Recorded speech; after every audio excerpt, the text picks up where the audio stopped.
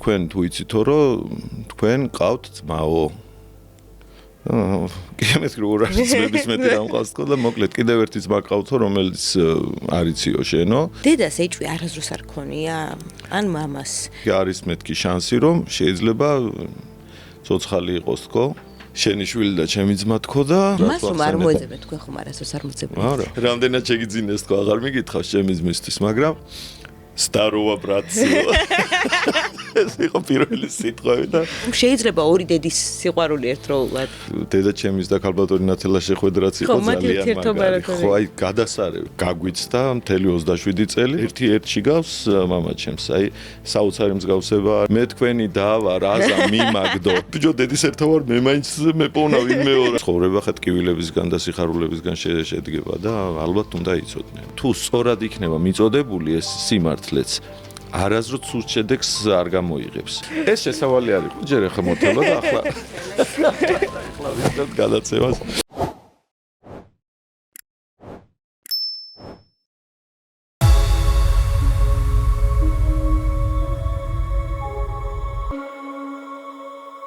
მოგესალმებით, თქვენ უყურებთ პოდკასტ ვეძებ. ძალიან ბევრი გაშურებული ბავშვი, მოპარული ბავშვი ბიოლოგიურ ოჯახს ვერ პოულობს, ერთი თითქოს და მარტივი მიზეზის გამო. მათ მშობლები არ ეძებენ. მშობლები არ ეძებენ იმიტომ, რომ მათ გონიათ, რომ მათი მეგობარი, მეზობელი თუ ნათესავი მათ შულს არ მოიპარავდა. თუმცა ზურა მანჯავიძის ოჯახი გახავთ ნათელი მაგალითი იმისი, თუ როგორ შეიძლება ახლობება მოკპაროს შვილი და ეს შვილი შემდგომ 27 წლის მერე შენს ოჯახში დაბრუნდეს. სანამ სტუმარს წარმოადგენთ, მანამდე გეტყვით, რომ ჩვენი პოდკასტი იწერება პოდკასტ პოინტში, სივრცეს სადაც იწერება ყველა პოდკასტი და თქვენ შეგიძლიათ ჩაწეროთ თქვენთვის ასრულებელი ვლოგი, ინტერვიუ თუ პოდკასტი. ჩვენი პოდკასტის სპონსორია ირინი თრეველი, რომელიც საბერძნეთში მყოფ ემიგრანტებს თავაზობს სახლიდან გაუსრულად ამანათის გაგზავნას საქართველოს ნებისმიერ წერტილში უფასო საკურიერ მომსახურების მეშვეობით. ირინი თრეველი გთავაზობთ სწრაფ და უსაფრთხო გადაზიდვებს, შეთავაზებით რომ ისარგებლოთ, უნდა დაუკავშირდეთ მითითებულ ნომერზე. უნდა გაგაცნოთ ახალი სალონი ან მაისონი, რომელიც დღევანდელი პოდკასტის სპონსორია. ან მაისონში დაგხვდებათ პროფესიონალი და გამოცდილი სტილისტები, მჩხელი სპეციალისტები, ყველა სახის მასაჟი, გამაჯანსაღებელი, სარეაბილიტაციო, გასახდომი, სპეციალური შეთავაზებები აქვთ 50%-იან ფასდაკლებაზე, თმის, ბოტოქსის და კერატინის პროცედურებზე. სალონი ან მაისონი მდებარეობს ვაკეში, ყიფშიძის 3B-ში. ჩასაწერა შეგიძლიათ დაიკოთ მითითებულ ნომერზე.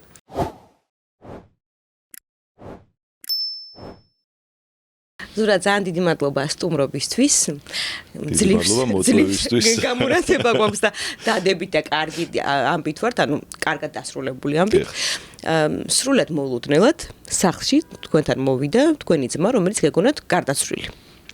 რომელიც სამშობლოდან მოიპარეს. როგორ მოხდა ეს ამბავი? ჯერ თავიდან დავიწყოთ, ანუ როგორ მოხდა მოპარვა ბავშვის? როგორ არის იცით, აი ცოტა ბურუსით მოცული აღმოჩნდა ეს ისტორია, იმიტომ რომ რაღაცა დავიწყეთ სიმართლე რომ გითხრა რაღაცების გამოკვლევა. მაგრამ ყველაზე მეტი ეჭვი ვიზაც უქონდა, რომ მისი ხელიერია ამ საქმეში სამწუხაროდ გარდაცვლილი იყო უკვე ამ პერიოდისთვის, რა ეს წლების წინ. მეზობელი, ესე რო ვთქვათ. რომელიც რაღაც ამ სფეროში ტრიალებდა, ასე ვთქვათ რა. და რაღაცნაირად აი ვერ ახსენით რატომ. ნუ ალბათ ფინანსური დაინტერესება იყო ყველაზე მეტი, მაგრამ დანარჩენი ხა კიდე რაღაცა ცოტა სიღრმეებში, ანუ ვის კუთსაც მივაგენით, ანუ ყველა გარდაცვლილი დაგვდა ამ პერიოდისთვის და ანუ მეტის ამოქეკვა პრინციპში ჩვენც აღარ განვაგზეთ, იმიტომ რომ ეხლა მიცვალებულებთან ბრძოლა ცოტა რთულია და გავეშვით, ასე ვთქვათ, ამ ამბავს, რაც თავარია ისე დასრულდა ეს ამბავი, რომ პრინციპში დაიწყო, კი არ დასრულდა ფაქტიურად. თქვენ არასდროს არ გაგისაჯაროებიათ იმ ხალხის ვინაობა, ვინც სავარაუდოდ იყო ამ ამბავში. აი, ყოველთვის მაინტერესებს ხოლმე ზუსტ მაპატიეთ, იმიტომ რომ ზუსტად რადგან არ ქონდა ინფორმაცია, ჩვენ რომ ხო, რა თქმა უნდა, იმიტომ რომ დანაშაულის აუცილებლად და მივცემდით ბოლომდე მიმართულებას, იმიტომ რომ შეიძლება სხვა კიდევ მსგავსი რაღაც ქონდა გაკეთებული, ჩადენილი ამ ადამიანებს და გაუბედურებული შეიძლება ითქვას, იმიტომ რომ ადამიანს ესე კარდინალურად რომ უცვლი თელ ცხოვრებას არის ძალიან დიდი დანაშაული და ამ დაბრალებაც რთულია, სანამ მთელი საბუთები არ გექნება ხელში, ამიტომ რაღაცნაირად აი გავეშვით ამ ამბავს. ხო, ჩვენ ხშირად გვეუბნებიან ხოლმე რომ დაასახელეთ ვინაობა იმ ხალხის, რომლებიც ბავშვებს იპარავდნენ, მაგრამ ვერ ვასახელებთ, იმიტომ რომ ჯერთი დადასტურებული ფაქტი არ გვაქვს ამისი, მეორეც ერთი შეიძლება თვითონ კი იყო ჩართული, მაგრამ ანუ პირადად მონაწილეობა არ მიუღია ვიღაცას თხოვა და ამიტომაც ვართ აი ესეთ ჩაჭვივით არის გადამული მე ერთმანეთზე და აი არ ვიცი ძალიან ცუდი ფაქტია ზოგადად და არ ვიცი იმედია მსგავსი რაღაცეები არა დღეს აბედია რომ აღარ ხდება მსგავსი და რა ვიცი ან თუ მოხდება მსგავსი რაღაც მიმსგავსებული მაინც აუცილებლად გამოძიება ჩაერთვება ისე რომ არაფერი მსგავსი არ მოხდეს იმიტომ რომ არ ვიცი მე მაგალითად აი უმძიმეს დანაშაულებში გავიყვანდი ამ დანაშაულს დავისთავად როგორ მოხდა ბავშვის მოპარვა რომელ წელს მე რამდენი შვილი იყო ეს იყო ესე იგი ჩემს მერე გაჩნდა მე მეოთხე შვილი ვარ ანუ მეხუთე შვილი გაჩნდა მას შემდეგ მე დედაჩემს კიდევ ორი შვილი შეეძინა, ანუ 6 გვეგონა. ვიყავით და აღმოჩნდით 7. და დედაჩემს ჰქონდა მძიმე მშობიარობა. ამ მშობიარობაზე კლინიკური სიკვდილი დაემართა და გაითიშა და ამით ისარგებლეს. და ანუ ადვილად დაიჯერეს, რომ ვერ წარმოიდგენდნენ, რომ ესეთ რაღაცა მოხდა, უთხრეს, რომ გარდაიცვალაო. ეს რომელი სამშობიაროა? პირველი ხო სწორად მახსოვს ნახალოკაში. არა, ნუ ძერ ხანდაზმულია და შესაბამისად ვერავის პასუხს გაგოს ვერ დავარქმევ. კი ბატონო. და ანუ მე ახლა ამის შესახებ არ ვიცოდი სიმართლე რომ გითხრა ბავშვობაში, ახლა ნუ მეც ძალიან პატარა ვიყავი, მაშინ 2 წელია სხვაობა. და ჩემმა უფროსმა დედმამიშვილებმა რა თქმა უნდა იცოდნენ. დედას უთხრეს რომ ბავშვი გარდაცვლილი დაიბადა თუ შემდგომ მე რამდენი მშობიარობას ანუ ასე ვთქვათ მოყვა იმ პროცესში გარდაიცვალაო ბავშვიო და რადგან მძიმე მშობიარობა ქონდა თვითონაც ძლივს გადარჩა და ასე შემდეგ ანუ ყველა მადულად დაიჯერა. და ბავშვის დაკრძალვასთან დაკავშირებით როგორ მოხდა ანუ მაშინ რაღაცა ისე ძალიან ახტევინებდნენ ოჯახთან ხას ვითომდა კი რაღაცა ესეთი ანუ თავის პროცედურები რაც იყო მაშინ ანუ იმ პროცედურებით მოხდა და არ ვიცი ხ მაგაზე არც საუბრობდნენ სიმართლე გითხრა იმიტომ რომ მე ეს ყველაფერი გავიგე მას შემდეგ რაც გოჩა გამოჩნდა რომ ესეთ რაღაცა მოხდა მე ისიც არ ვიცოდი რომ დედაჩემი დაუშვათ ჩემი დაბადების შემდეგ ორსულად იყო და იმშობიარა და ბავშვი გარდაიცვალა ესეც კი არ ქონდა ანუ იმდენად მძიმე იყო ჩემისთვის და ჩემი ოჯახის წევრებისთვის რომ საერთოდ არ მეუბნებოდნენ ამის შესახებ არც მე და არც ჩემმა შემდგომმა ძმებმა დიტომ და ნიკუშამ არაფერი არ იცოდნენ ამის შესახებ და ყველაფერი ეს მერე და მერე გახდა ანუ პირველი კითხვა დედაჩემს ეგ დავუსვი როდესაც მოხდა ასე ვთქვათ თან მოყოლას გამომდის ან როგორ მოხდა ეს ამბავი ანუ მაშინ ეს თავიდან დავიწყებ ცოტა ანუ ერთ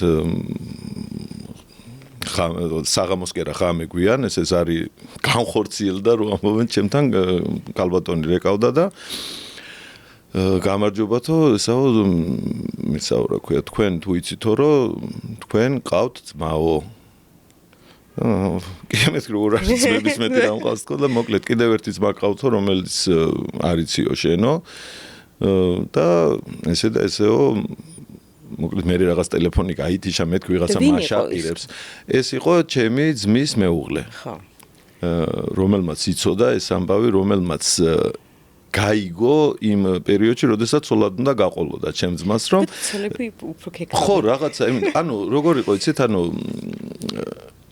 ვინ არისო ეს გაკითხვა რომ მიდიოდა ანუ ესე იგი ეს სასიძო ვინ არისო ერთ-ერთმა უთხრა ეს ის არისო ნაშვილები როაო ხო და აი აქედან წამოვიდა ესე იგი ეს ისა რა ქვია ეს საუბარი და ჩემმა ძმამაც არ იცოდა ეს ნაშვილები რო იყო და ეს ლაპარაკები რომ მივიდა მის ყურამდე მივიდა დედამისთან და უთხრა რომ ესეთი რაღაცეები მესმისო და რაშიაო საქმეო მართლა ესეაო და საბედნიეროდ არ დაუმალა დედამისმა და უთხრა რომ კი შვილო ნაშვილები ხარ ჩვენ ძალიან გვიან ესე რაღაცა არ შეგვეძინა შვილი დიდი ხნის განმავლობაში და ძალიან გვიან ასე ვთქვათ აგიყვანეთო ანუ 44 წლის იყო კალბატონი ნათელა რომ იშვილა ჩემი ძმა და გაზარდა მისი მეუღლე იმ პერიოდისთვის უკვე გარდაცვლილი იყო, როდესაც ჩვენთან გამოჩნდა ცხოვრებაში და ქალბატონი ნათელა გავიცანით.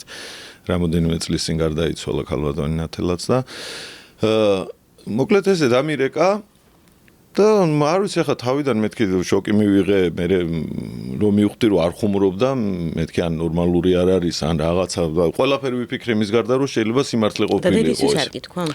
რა თქმა უნდა, უთხარი, ოღონდ ანუ ეს ახლა ის მთელი ღამე გავათენე, რა თქმა უნდა, მეორე დღეს ჟინაზე, ესე იგი ჩემი რაიონში იყო წასული, მე 2-3 დღე, ესე იგი ესე ტანჯვა-წამებაში გავატარე და თან არავის არ ვეუნებოდი რა, არც მეფს, არც ანუ მარტო ვიტანჯავდი თავს, რომ მეთქი სხვები რაღაცზე ავაფორიაკო.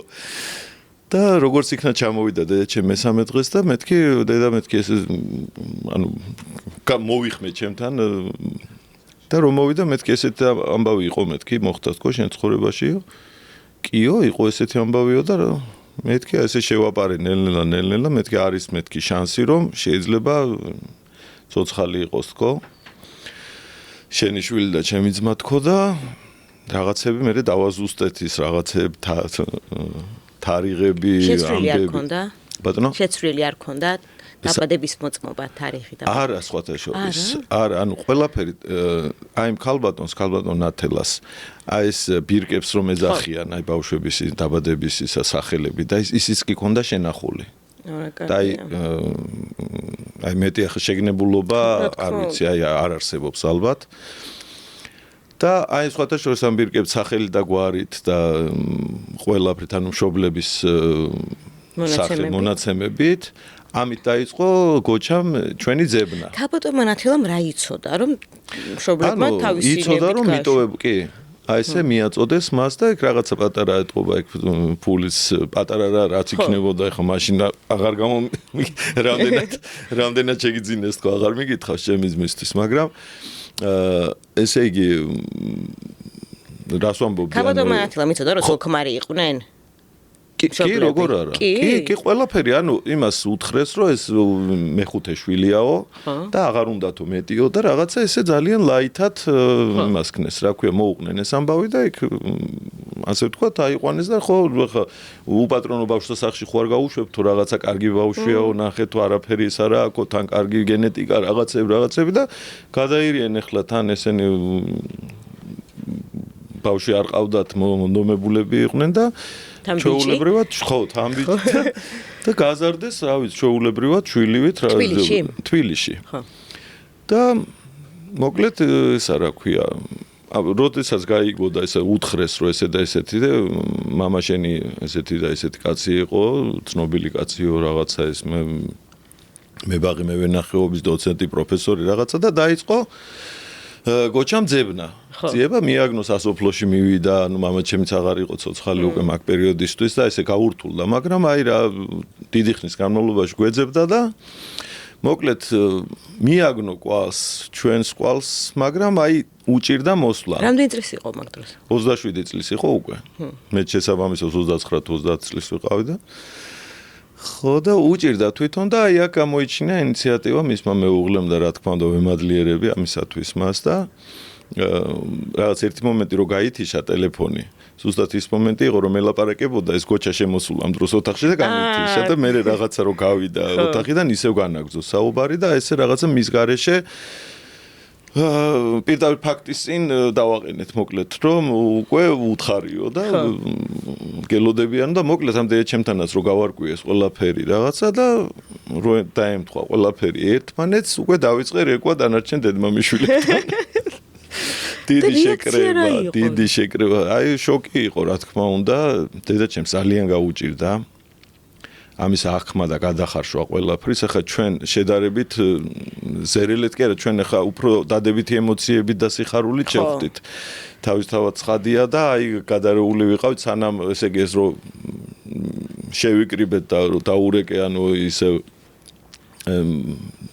მარიკას მეუღლეს გოჩას მეუღლეს და აბა გამოდით მეთქი ახლა თქო და ჩემთან სახლში ზუბიძეზე მოხდა ის შეკრება მაგრამ დედაჩემს აი იმდენად მძიმე ის ქონდა რეაქცია რომ აი სიხარულსაც ვერ გამოხატავდა იმიტომ რომ ხო მესმის აბსოლუტურად მისი რომ აი რა როგორ ანაირად ეხა ამ ტვინში ამის ყველაფერს გადახარშვა ძალიან რთულია და ცოტა დრო დაჭირდა რომ ყველაფერი ამასთან რაღაცა ესეთი პოზიცია დაეჭირა, როგორც უნდა დაეჭირა, რა თქმა უნდა და მე რა თქმა უნდა ყველაფერი დაალაგდა როგორც წესი ედარიგია და ჩვენ სამაგიეროდ პირდაპირ ზარზეიმით და ემოციებით და ეს პირველი შეხვედრა იყო საოცარი ჩემო დავსხედით და ხმას ვერ ვიღებ ერთ-ერთი და ისევ გოჩამ შემოხედა და Старого братца. ეს იყო პირველი სიტყვები და მას შემდეგ თან ახალი წლების წინა პერიოდი იყო და ახალ წელს მე ერთად შევხვდით და იყო ერთი ამბავი და ჩვეულებრივად ეხა ყოველგვარი მის ერთადერთი გულდასაწყვეტია რომ ის პერიოდი გაგვიცდა მთელი 27 წელი, მაგრამ შეძლებს დაგვარად ვინაზღაურებთ. და ანაზღაურება იმ წლების. რა თქმა უნდა. ძალიან მარტივად, არანაირი ერთადერთი რაც არის, ხინჯად რაც გვაქვს, რომ ის პერიოდი გავასწინეთ ერთად ერთ ოთახში არ ვიზრდებოდით. ერთდით ახლა ჩვენ ძალიან ასე დიდარი ოჯახი ვიყავით, თქო ვერ დავიკეხნით ვერანაირად ხრუშოვის ტიპის ორ ოთახიან ბინაში გავიზარდეთ რამდენი ძმები და მაგრამ სიყვარულით და ურთიერთობით ხო იყავით. როგორი სიყვარული ხა წარმოიდგინეთ ერთ ოთახში გვეძინა რაღაც ხუმრობდით ხოლმე თოკები ქონდა ჩამოკიდებული კედელზე რომ ჩვენ ლოგინამდე ესე ტავზანებივით მივსულიყავით და ძალიან ისეთი სახლი გქონდა, მაგრამ რას თავარია ხო სიყვარულით ერთმანეთის რაღაცა ჭირვა რამე ვიცოდით ყველაფერი და აი ეს ამბავი იყო ძნელი გადასალახი თორე დანარჩენი ახლა ჩვეულებრივად უკვე ერთმანეთის ცხოვრებით ცხოვრობთ და ჩვეულებრივი დაძმა არა გვაქვს რაღაცა გარჩევა და განსხვავება რომ ხომ არის ხოლმე ხა დაუშვათ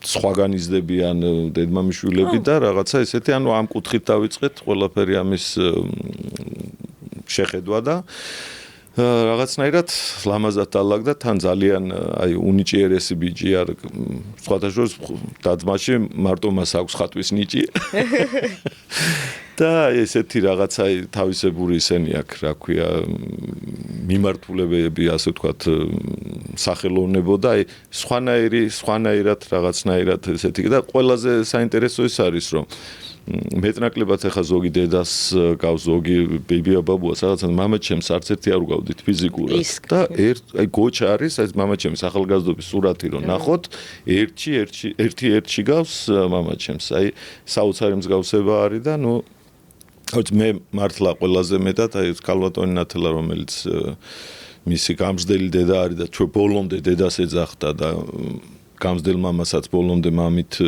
იხსენიებდა ყოველთვის მსგავსი წინააღმდეგობა კი არა გვარიც არ გადაუკეთებია არა იმ პატივის ცემის ნიშნად რომ მართლა ძალიან კარგად გაზრდილი და აღზრდილი არის გოჩა რომ არაფერი არ დაუკლია ციტბოს და სიყვარულს გულისხმობ მადლობის მეტი არაფერი მეთქმის და ეხლა არაფერი დამატებით მანჯავიზეს აიღებს და მიიმატებს თორე ის ეხლა მართლა კიდევ და კიდევ პატივის ცემას და სიყვარულს გამოხატავს ქალბატონი ნათელა როგორ შეხვდა ამ ფაქტს რომ ქალბატონი ნათელასაც ალბათ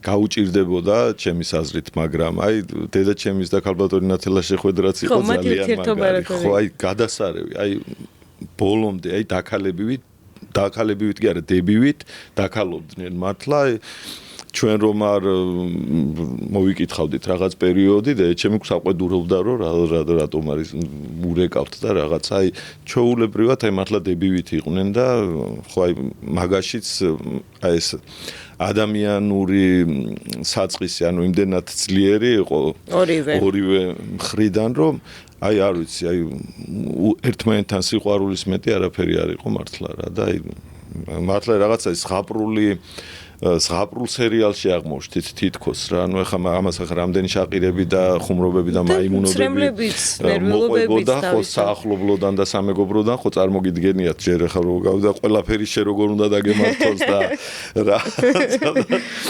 ბიჭო დედის ერთა ვარ მე მაინც მეპოვნა ვინმეო რაღაცა 6-ნი იყავითო და მე შვიდა გახდითო მე პირიქით რატო არ უყურებ ის რო დედის ერთა იყო და დედის შვიდა რო გახდა მეთქი უკუყმა რატო არ ფიქრობ მაგ ამბავს თქო მე ჩემი მეგობრების ზარები ხორციელდებოდა ხოლმე ხშირად თამუნა დგებუაძე ერთი ჩვენი მეგობარი და დარეკავდა ხოლმე ალო გამარჯობა ზურა ხარ კი მე თქვენი დავა რაზა მიმაგდო და სხვაგან გავიზარდე და თქვენი კაცო თქვენი ესეთ რაღაცა მაიმუნობები ნუ გრძელდებოდა ძალიან დიდხანს და ბოლომდე არც განელებულა სიმართლე გითხრათ. თქვენი ისტორია არის მაგალითი იმისი, რომ ნებისმიერ ადამიანს შეიძლება რომ მსგავსი რამ გაუკეთონ, იმიტომ რომ აი ამბობენ ხოლმე დედები არ ეძებენ შვილებს, იმიტომ რომ აი მე ვერ გამიკეთებ, ჩემი მეზობელი იყო, ჩემი ნათესავი იყო, ამ დროს მაგალითი ხარ თქვენ რომ მართლა შეიძლება რომ ძალიან ახლობელმა ესეთი რაღაცა გააკეთოს და ოჯახს წარმოქმნა არ კონდეს. და აგრეთვე მაგალითი იმისიც რომ ამ ყომშობლებს ხშირ შემთხვევაში არ აქვთ ინფორმაცია იმაზე თუ რა ხდება სინამდვილეში.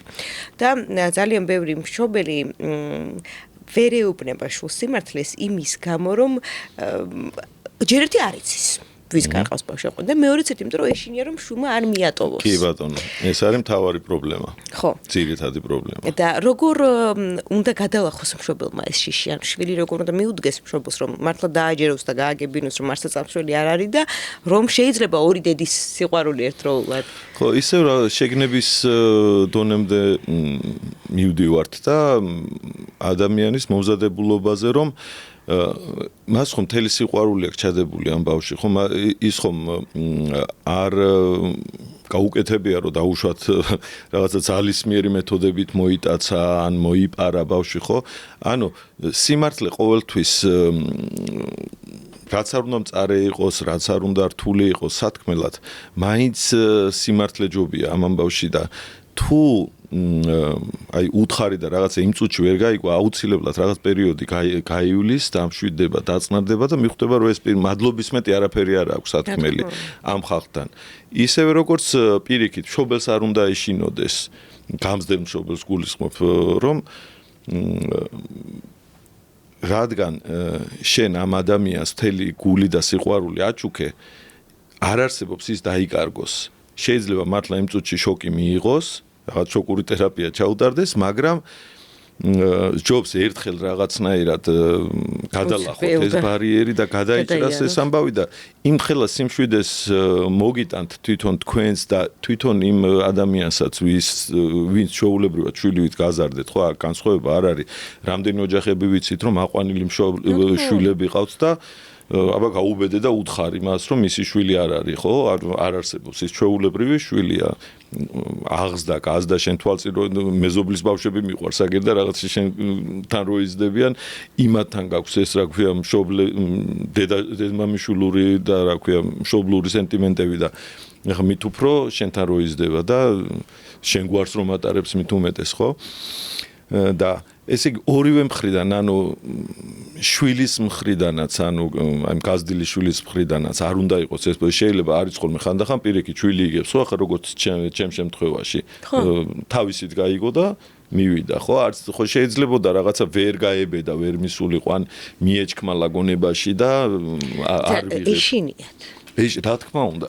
არ არის ეს ადვილი რომ იყოს, ხო, ეს ამაზე არც ვისაუბრებდით, ხო? ადვილი გადასალახი რომ იყოს ეს წინააღმდეგობა, მაგრამ ყოველთვის კიდევ ერთხელ ვამბობ, სიმართლის თქმა ჯობს და თან თუ სწორად იქნება მიწოდებული ეს სიმართლეც, არასდროს სულ შედეგს არ გამოიღებს. მით უფრო არაფერი დასამალი არ აქვს. შენ პირიქით სიკეთე გააკეთე, შენ პირიქით იმ ადამიანს გზა გაუყვალე, რაც შეგეძლო, აჩუქე და რატო უნდა მოხდეს რაღაცა საპირისპირო, ხო?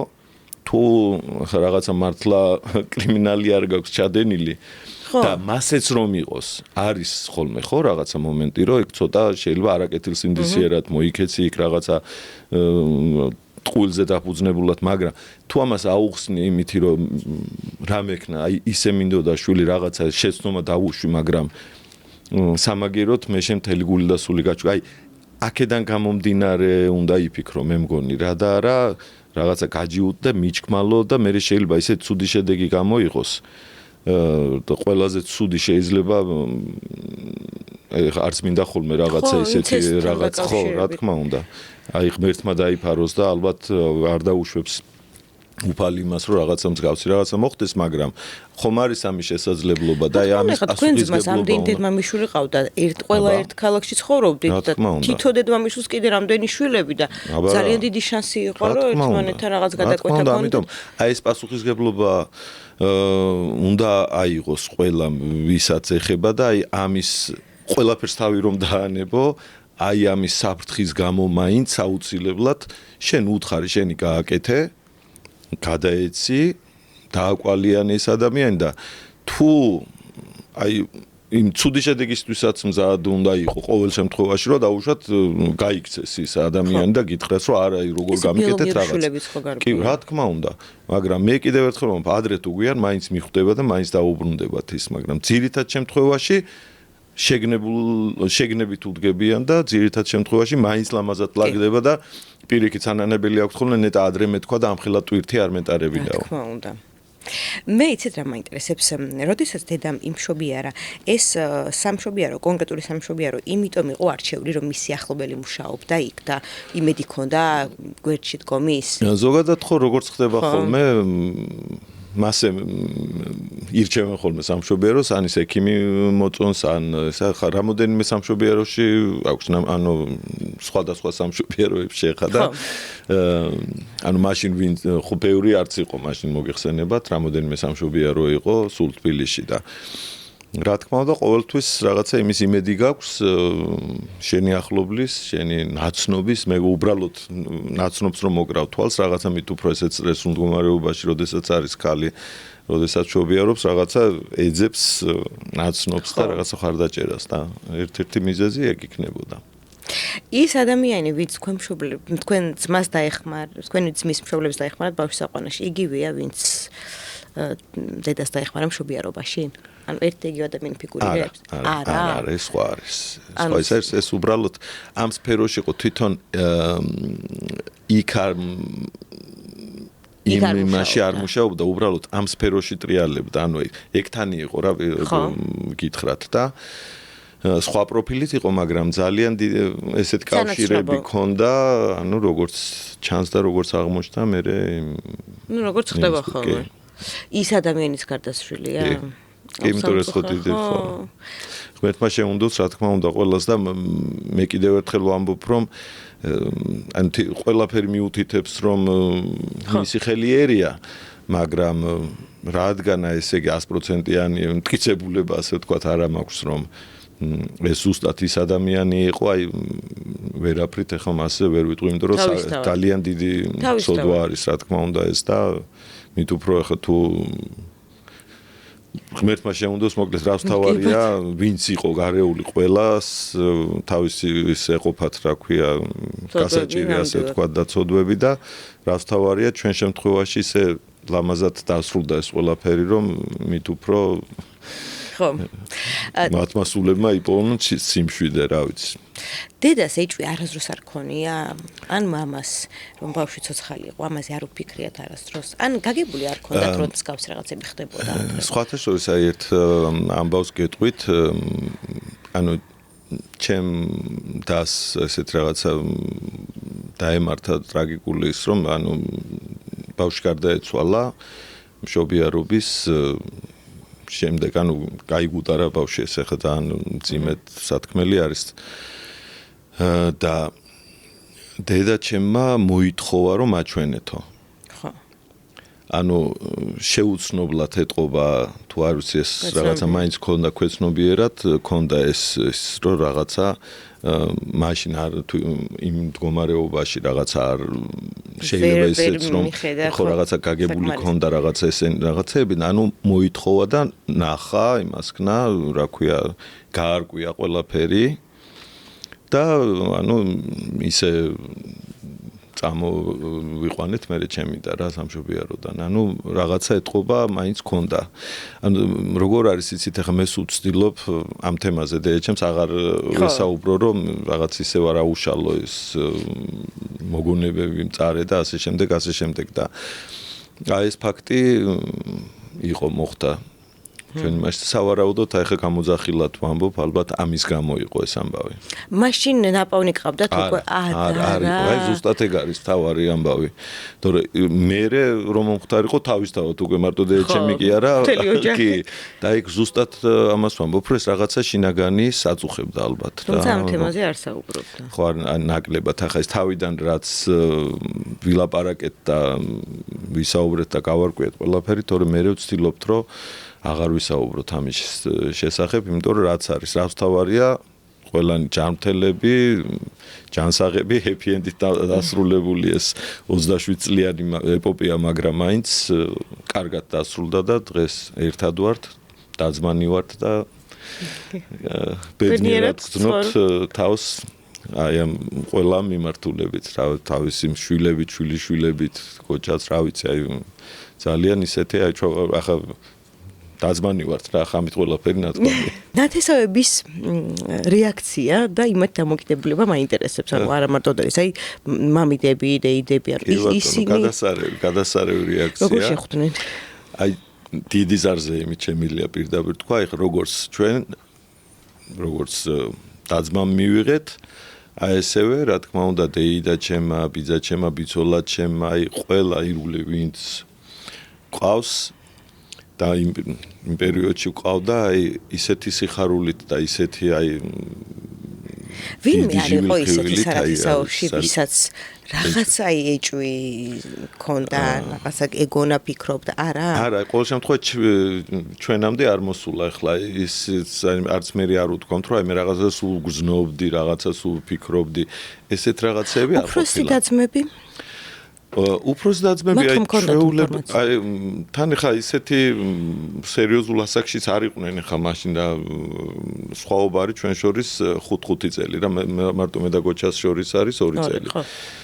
სხვა უпроსორეთ მე და ჩემ და შორის არის 5 წელი და რაღაცა ესე რა არც მაგ არ გქონიათ 3-დან 5 წლამდე არის სხვაობა იმეებში რა ქვია. და არ ქონიათ ესე იგი რაღაცა ეთყობა მაინც იმდენად ბუნებრივად და ესე მიიღეს ანუ ეს ამბავი რომ ნუ დედაძლივს გადარჩა რაღაცა რომ აი რაღაცა არ ქონდა. ხშირ შემთხვევაში როდესაც პოულობთ ხოლმე ეს მოპარო ბავშვებს, ამ ბავშვების დედმამიშვილებმა არ იციან მათი არსებობის შესახებ, იმიტომ რომ ნუ ჯერ ერთი რომ მშობლებისთვის ძალიან მტკივნეული თემაა, მაგრამ შვილებსაც არიდებენ ამ ინფორმაციას და როგორ ფიქრობ, სწორია ეს დამოკიდებულება, იმიტომ რომ ისინი ხო აი ეს სახტად რჩებიან და შეიძლება მშობლების ცოცხლები არ იყონ და იმ შემთხვევას ამბობ თქვენ, როდესაც იციან რომ მოპარულია თუ გადასრული როდის. ანუ ეს ხო წინასწარ არავინ ის სინამდვილეში მოპარულია თქვა. მე მგონი უნდა იცოდნენ. მაინც ახლა მე უფრო მომზადებული ვიქნებოდი და უთხრათ რომ ცოდნოდა. მაგრამ ხო აი რატომღაც შეიძლება საერთოდ აღარც თვითონ იმდენად ჩამარხა მეხსიერებაში ეს ამბავი რომ მაგიტომ არ მეუნებოდა. თორემ ზოგადად ალბათ უნდა იცოდნენ. ახლა მე გავარკვიე დაუშვათ ისიც რომ დედაჩემ სულ პირველი მუცელი მოეშალა რა ანუ სულ პირველად რომ იყო ორსულად. არა იმას მუცელი ანუ ადრეულ პერიოდში მოეშალა მუცელი. ნამდვილად დადასტურებულად. და ანუ ესეც მე გავიგე ასე ვთქვათ. ანუ რაღაცები არის ალბათ რასაც ხო იმ ფიქრით რომ რაღაცა გული არ ეთკინოს ბავშვს რაღაცა ეს ზედმეტად ხო მაგრამ ალბათ რა ვიცი ჩვეულებრივად ხა ცხოვრება არ არის სულ რა ქვია დღესასწაული და მაინც ყველა ინფორმაცია ჯობია ესეთი რაღაცეები იცოდნენ შვილებმა და თან არაფერი ასე ვთქვათ დასამალი ამაში არ არის კი მტკივნეულია მაგრამ ჩვენ ცხოვრება ხა ტკივილებისგან და სიხარულებისგან შედგება და ალბათ უნდა იცოდნენ. რაც მეტი სიმართლე იქნება ზოგადად ურთიერთობაში და ცხოვრებაში, მით უფრო ადვილია შემდეგ რაღაცა სირთულეებთან გამკლავება და მომზადებული ხდება ადამიანი სირთულეებს, რომ სულ იავარდებით რომ არ არის მოფენილი ცხოვრება ყველა მიცის. აი თქვენ ძმას რომ ადრე გაიგო ეს ამბავი, მამაც ხომ მოესწრებოდა. აბა, აი ზუსტად. მამას ერთიც და მეორე გამზდელი მამაც. ხო. ორივე და თან მამისთვის ხო ცოტა კიდე უფრო სხვანაირი იქნებოდა კიდე ერთი მით უმეტეს როდესაც შვილი მისი ასლია ბევრად უფრო სხვა თან შვილისთვისაც ხო აი ეგრო წარმომიდგენია ხო აი კიდე აი ცოტა ის გულისწყეთის მომენტი რაც არის ალბათ აი ეგ არის კიდე არც ერთი ამზდელი მამას და მამაჩემიც ვერ მოესწრნენ ამ ამბავს და ხო ეგ ძალიან ძიმეა რა თქმა უნდა სულ სხვა ელფერი ექნებოდა ურთიერთობასაც რა თქმა უნდა. თავისთავად. და თქვენმაც მამ როდესაც გაიგო, მამა უკვე გარდაცვლილი ყავდა, ანუ როდესაც თქვენ გიპოვათ არა, როდესაც მან გაიგო რომ აყვანილი. უკვე გარდაცვლილი იყო. მამაჩემიც და მისი გამზდელი მამაც. კი ეს თქვენი მამა და მამაჩემიც და ხო ანუ ის გამზდელი მამაც უკვე გარდაცვლილები იყო. და მანამდე ეჭვი არ შეპარვია არავის არ უთქვამს ბავშვობაში ან რაღაცა. არა როგორც თვითონ ამბობს არა. არც დაფიქრებოდა ხა რატო დაფიქრდებოდა ხა რო აიღოთ. ხა ჩვეულებრივად იზრდება ხა როგორც მე არ გამჩენია კითხვა ისევე არავის არ წამოცდენია მანამდე მასთან.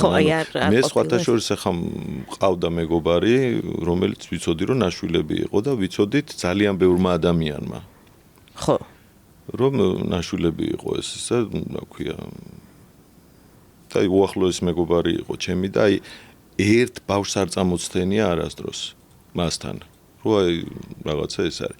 სავარაუდოდ რაღაც მომენტში რაღაც ასაკში სავარაუდოდ კი არა ზუსტად ვიცი რომ უთხრეს მშობლებმა და არა ეს ჩაწვეთებული იმითი რაღაცებით აუხსნეს ყველაფერი მაგრამ ის რომ აი ჩვენ ვინმეს მიუხედავად იმისა რომ პატარა ბავშვები აი რამდენ პირველი კლასიდან ერთად ვიყავით და ამ პერიოდიდანვე ვიცოდით და უშუალოდ ცოტა აზრ რომ მოვედით საერთოდ აყვანა რა შეიძლება ბავშვი როგორ ანაირად ყველამ ვიცოდით, მაგრამ იმის შეგნება ყოფნიდა რომ მისთვის არ გვეთქვა და რაღაცა ან ყოფნით ბავშვებს ამის შეგნება. რა თქმა უნდა, აი რაღაცა ჭუბიც მოგსვლია ერთმანეთთანაც ჭუბი მოგსვლია რაღაცა ყოფილა ხო ათასი სიტუაცია რომ აი ხო შეიძლება წამოეძახებინა ვიღაცას რომ მსგავსი არ მომხდარა არაფერი. აი ეხლა დავფიქრდი ამაზე სხვათა შორის.